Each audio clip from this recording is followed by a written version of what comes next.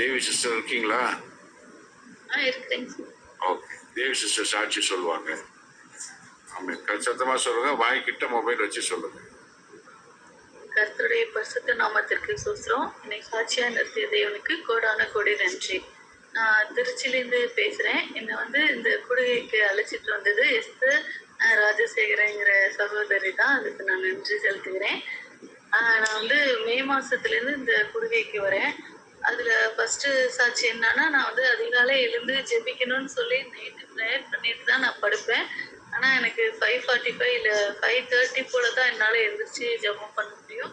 இது ரெகுலரா வருஷ கணக்கா இதே மாதிரி தான் இருந்துட்டே இருந்துச்சு. ஆனா அந்த கூடுகைக்கு வந்த பிறகுதான் அவங்க அக்கா சொல்லுவோம், ரொம்ப ஸ்ட்ரிக்டா சொல்லுவோம், ஒரு பயந்துகிட்டாவது எந்திரிச்சிடணும் அப்படிங்கிற மாதிரி எந்திரிச்சு பழக ஆரம்பிச்சிட்டேன். இப்படியாக இந்த சாட்சியை சொல்ல வச்சிருக்கார் தேவன். அடுத்து 2வது சாட்சி பார்த்தீங்கன்னா, எனக்கு வந்து ஒரு 5 இயர்ஸா ஓவர் ப்ளீடிங் ஆகும். அப்புறம் நான் ஹோமியோபதி ட்ரீட்மெண்ட்ல தான் இருந்தேன். எந்திரிக்கவே முடியாது. போன வருஷம்லாம் பார்த்தீங்கன்னா 4 பாயிண்ட் தான் பிளட் ஆயிடுச்சு. ஆனாலும் யூட்ரஸ் எடுக்கக்கூடாதுன்னு சொல்லி வைராக்கியமா ப்ரேயர் பண்ணிட்டு இருந்தோம். அப்ப அந்த குடிக்கு வந்த பிறகு எனக்கு கரெக்டா அந்த டேட் மட்டும்தான் ஆகுது. ஓவர் ப்ளீடிங் இப்ப இல்லை. இது செய்தது எனக்கு கொடான கொடி நன்றி. அப்புறம் 3வது சாட்சியா பார்த்தீங்கன்னா, போன மாசத்துல அக்கா வந்து ஒரு மெசேஜ்ல வந்து வீட்டை வந்து கர்த்தருக்காக திறந்து கொடுங்க அப்படின்னு சொல்லி சொல்லி பேசிட்டு இருந்தாங்க. நாங்க ஏற்கனவே வந்து கொரோனாக்கு முன்னாடி வரைக்கும் வீட்டுல ப்ரேயர் நடந்துட்டு இருந்துச்சு. அதுக்கப்புறம் எனக்கு உடம்பு பலவீனமாகவும் ப்ரேயர்லாம் வைக்கிறதே இல்லை. திடீர்னு பார்த்தீங்கன்னா, ஒரு சபைக்காரவங்களை கூப்பிட்டு வீட்டுல வந்து ப்ரேயர் வைக்கிற மாதிரி தேவன் கிருபை பாராட்டினாரு. எனக்கே எப்படி சபைக்காரவங்களை வர வச்சேன்னு எனக்கே தெரியல. நாங்க இப்போ சிஎஸ்ஐல உள்ளவங்களுக்கு தான் இம்பார்ட்டன்ட் கொடுப்போம். ஆனா எப்படி வந்து அந்த ப்ரேயர் அரேஞ்ச் பண்ண எனக்கே தெரியல. அதுல ஒரு 17 பேர் கலந்துக்கிட்டாங்க. மெயினா நான் புறஜாதிகளை தான் நான் கூப்பிடுவேன். தேவன் அதையும் செய்ய கிருபை பாராட்டினாரு. அப்புறம் 4வது சாட்சியா பார்த்தீங்கன்னா, ஒரு 2 டேஸ்க்கு முன்னாடி அவங்க ரெஜினா நான் கால் பண்ணி பேசினேன்.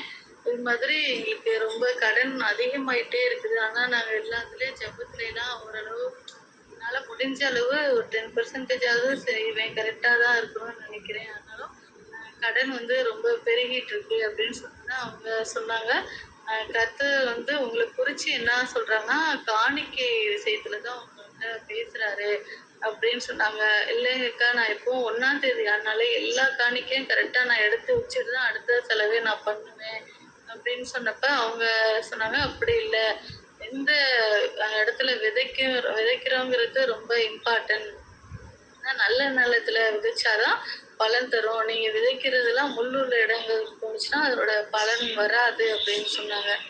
சரிங்க சிஸ்டர்ன்னு சொல்லிட்டு நான் ப்ரேயர் பண்ணேன். அன்னைக்கு சாயங்காலமே பார்த்தீங்கன்னா, எனக்கு ஒரு விசுவாசி சகோதரி வந்துட்டு ஒரு பர்ஸை என் கையில கொடுத்தாங்க.